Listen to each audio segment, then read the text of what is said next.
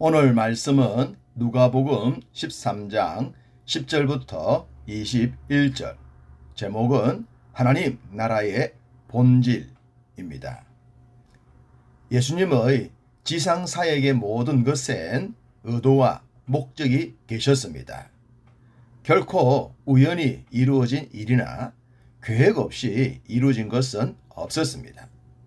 지상사역이 3년이었으니 그 3년에 뒤틀려진 복음을 회복시키고 하나님 나라의 본질을 전하려 하셨기에 대충대충은 없었다는 말씀입니다.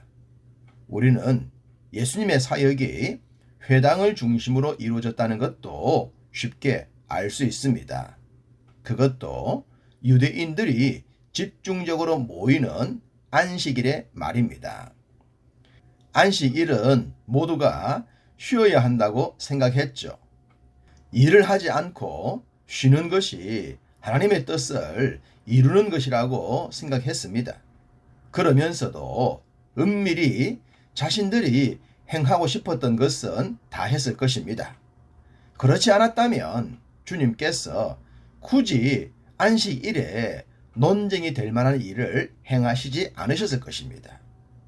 우리는 지나온 말씀들에서도 안식일로 인해 몇 번 논쟁이 있었던 것을 보았습니다.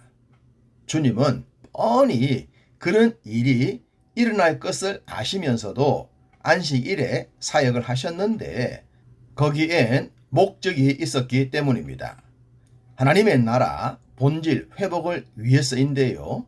본문을 통해 말씀드리겠습니다. 오늘 본문에 보면 예수님이 가르치셨던 회당에 18년 동안 귀신 들려 앓으며 꼬부라져 조금도 펴지 못하는 여자가 있었다는 것을 알 수 있습니다. 이전에도 말씀을 드렸듯이 귀신 들린 자들을 회당에 둔 것은 회복을 기대했기 때문이죠. 영적인 지도자들이 고쳐줄 것이라고 생각했기 때문입니다. 요즘은 달라졌지만 교회도 그런 역할들을 했었다고 했죠. 귀신과 무관하게 육신적 고통으로 인해 18년을 지냈다고 해도 말로 표현할 수 없는 고통을 당했을 것입니다. 그런데 이 여자는 귀신에게 붙들려 이런 고생을 당했으니 무슨 말로 그 여인을 이해할 수 있겠습니까? 모르긴 몰라도 많은 지도자들이 그를 고치려고 했을 것이고 그로 인해 많은 고통도 당했을 것입니다. 그것도 그 시대 여성이었으니 말입니다. 주님은 여인의 고충을 충분히 아셨죠. 성경에서 안다 라는 단어는 체험을 통해 이해한다란 의미입니다. 그냥 상식적인 내지는 형식적 위로와는 차원이 다릅니다. 히브리서 4장 15절 우리에게 있는 대제사장은 우리의 연약함을 동정하지 못하실 이가 아니요 모든 일에 우리와 똑같이 시험을 받으신 이로되 죄는 없으시니라. 주님은 우리의 연약함을 동정하시는 분이라고 했는데 이전 성경에서는 체휼하시는 분이라고 했습니다. 훨씬 더 체감적인 느낌이 다르지 않습니까? 안다는 말에 확실한 증거입니다. 주님은 아픈 마음으로 여인을 고쳐주십니다. 예수께서 보시고 불러 이르시되 여자여 내가 내 병에서 놓였다 하시고 이 한 문장 속엔 주님의 깊고 깊은 이해와 동정 그리고 상대를 향한 배려가 담겨 있지 않겠습니까? 주님께서 그 여인을 보셨다는 것은 그 여인을 아셨고 이해하셨다는 의미입니다. 그냥 지나가는 사람들이 안 됐네 하면서 보는 것과는 개념이 다릅니다. 사복음서를 정의할 때 누가복음을 빈자들의 복음서라고 부릅니다. 복음서 중에서 누가복음이 가난하고 소외된 자들에 향한 그런 기록이 가장 많습니다. 주님이 죄인들의 친구가 되기 위해 오셨다는 말씀처럼 빈자들의 친구가 되어 주신 것입니다. 물론 빈자란 물질적 가난만을 의미하지 않습니다. 마음이 가난하고 사랑에 가난하며 관계가 가난했던 자들도 포함됩니다. 귀신 들려 18년 동안 버림받았던 이 여인도 바로 그러합니다. 주님이시라면, 아니 영적인 지도자라면 어떤 일보다도 급선무로 이런 여인을 돌아봐야 하지 않겠습니까?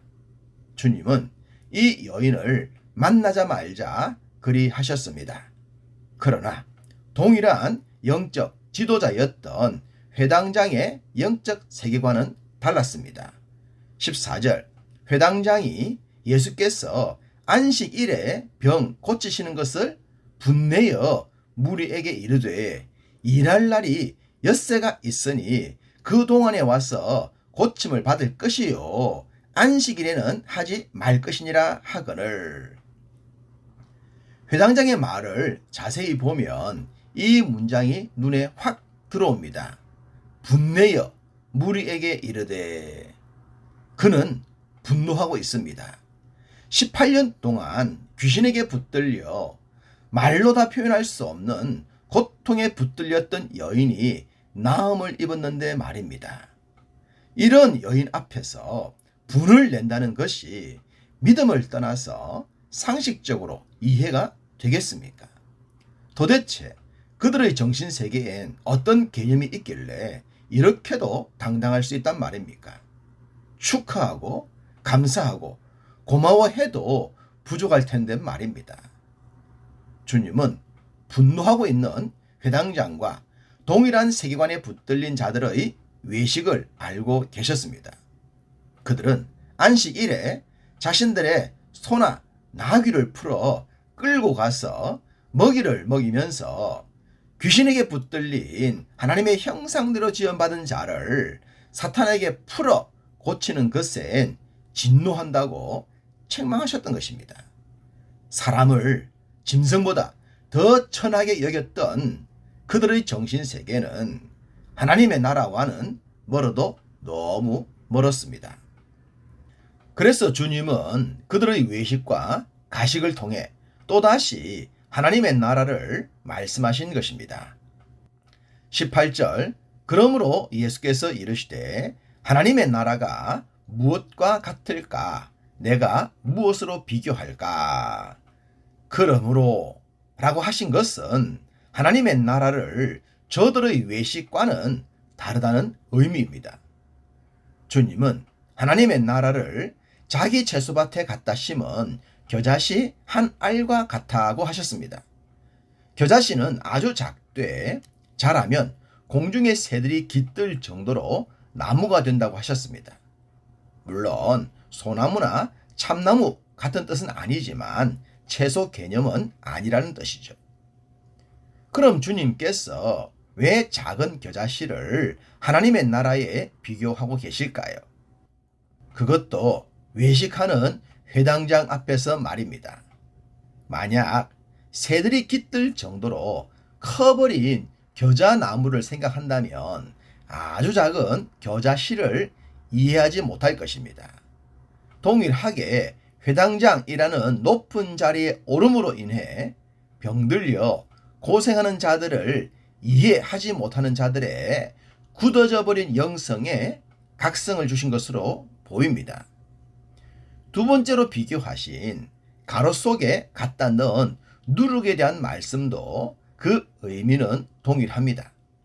아무리 가루가 서말이라도 그 속에 누룩이 들어가면 전부를 부풀게 하는 것은 시간 문제겠죠.